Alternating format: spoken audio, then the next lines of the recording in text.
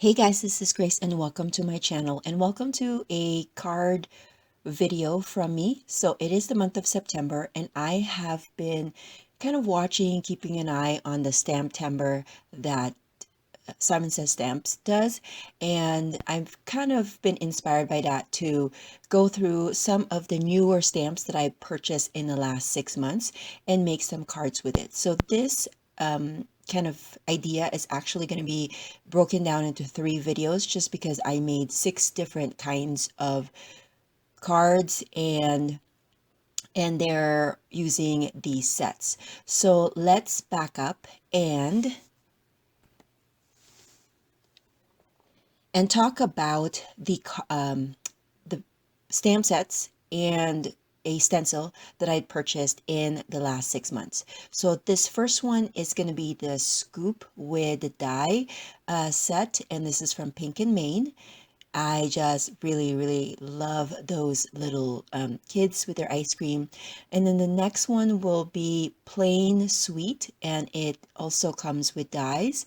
I purchased this through a deal that I got from, I think, the Scrap Stamp Expo.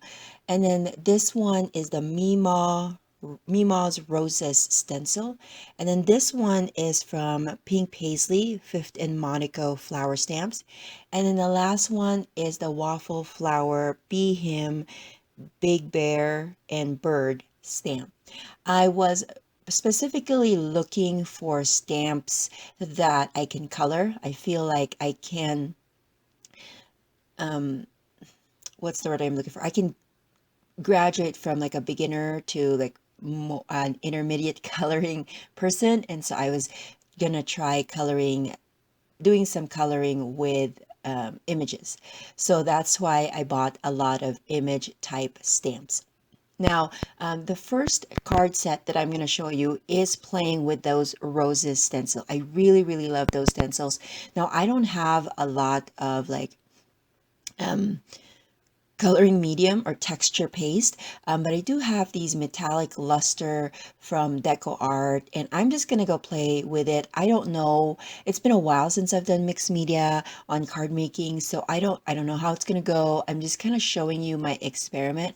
As you can see, I started off with the gold one, and somehow the gold just got really dried out and I couldn't even scoop it out, and so I just used this copper instead, and it's really flaky. I think it's supposed to be like that. I did read the instructions that if you put this on a surface, you have to kind of finish it off with like a varnish so that it doesn't flake off. Well, I read that instruction after the fact that I've made this card, and I'm going to show you later that, yeah, without the varnish, it just flakes off. But I'm going to show you how it looks. I really wanted to use the stencil with some kind of texture medium just because I really love the design of the roses and I wanted that to stand out. So I felt like a medium, like a texture medium would do the job for me. And as you can see, I am not coloring the whole thing. The size of the stencil is a 6 inch square, and I really just want a small one to fit in a regular A2 size card.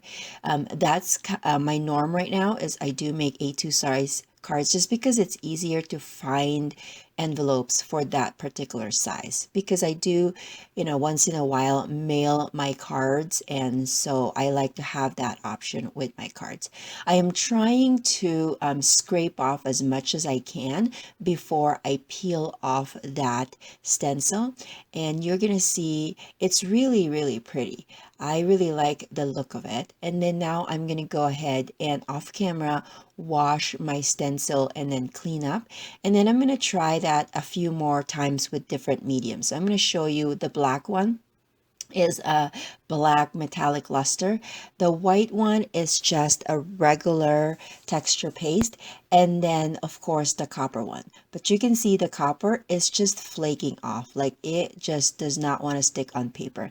And I think also it's because I put it on paper. I think it's maybe that medium is supposed to be for, I don't know, for wood or for a more decor type of mediums. I'm not sure. But then because I still wanted to do three, I did use some just stamps and just use the stencil like that. And I have to tell you, that is my favorite out of all the ones. I did tell you earlier that I wanted it with texture, but I like the softness of just that single layer of stamped, or the blended one.